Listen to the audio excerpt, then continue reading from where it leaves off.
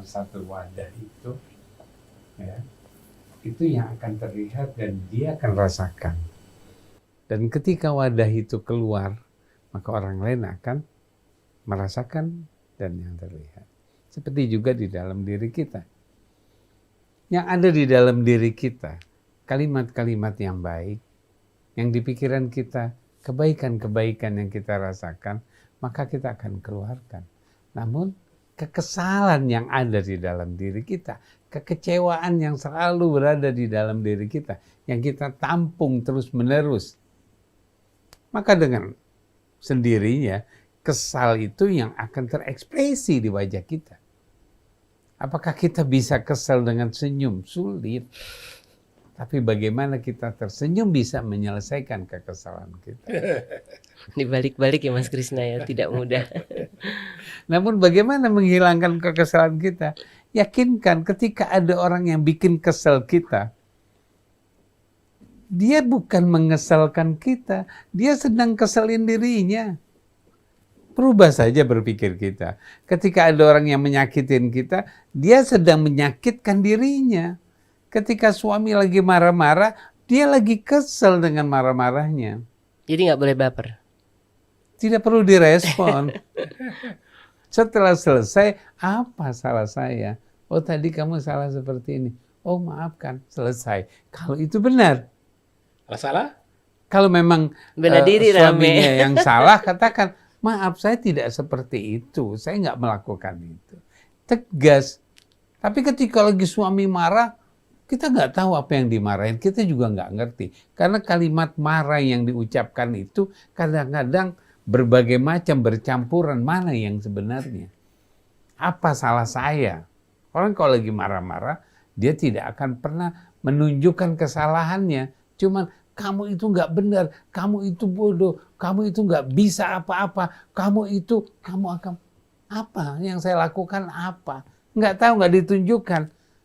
Tadi kamu naruhnya salah. Oh iya, nggak marah kitanya, karena kita menunjukkan.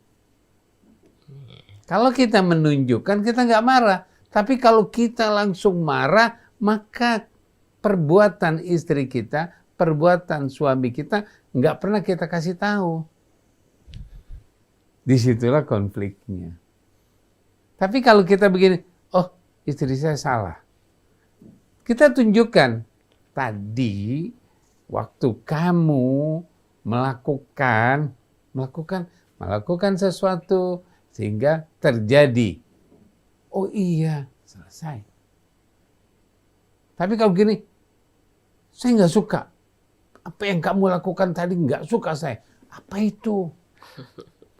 Saya nggak suka, kamu nggak benar, kamu memang menyakitin saya. Apa yang saya sakiti? Kan terjadi konflik. Tapi kita tunjukkan, maka semua itu akan selesai. Konflik terjadi karena kita tidak membahas, menyelesaikan, memperhatikan. Kita akan jadi konflik. Karena yang kita bahas bukan bagaimana menyelesaikannya, bagaimana memberikan informasinya, tapi yang kita bahas apa? Kesalnya, marahnya, itu yang menjadikan konflik. Oleh karena itu kembali, waktu kita melihat ada orang yang salah, perhatikan mana yang baik. Apa sih sebabnya kita kesal, kita marah? Pendengaran kita, penglihatan kita. Oleh gitu, dengarkan. Kita selalu mencari pendengaran yang baik. Ketika lagi nggak baik, kita tutup. Kita katakan enggak, saya nggak suka dengan kata-kata itu. Misalnya istrinya lagi ngomel, lagi keselin, lagi ribet, tapi enggak, saya nggak suka ribetnya dia. Jadi nggak masuk. Kalau bilang, kenapa sih kamu kayak gini melulu? Jadi dia masuk. Oke. Tinggalkan, lepaskan, insya Allah. Here to be the best, now to be happy.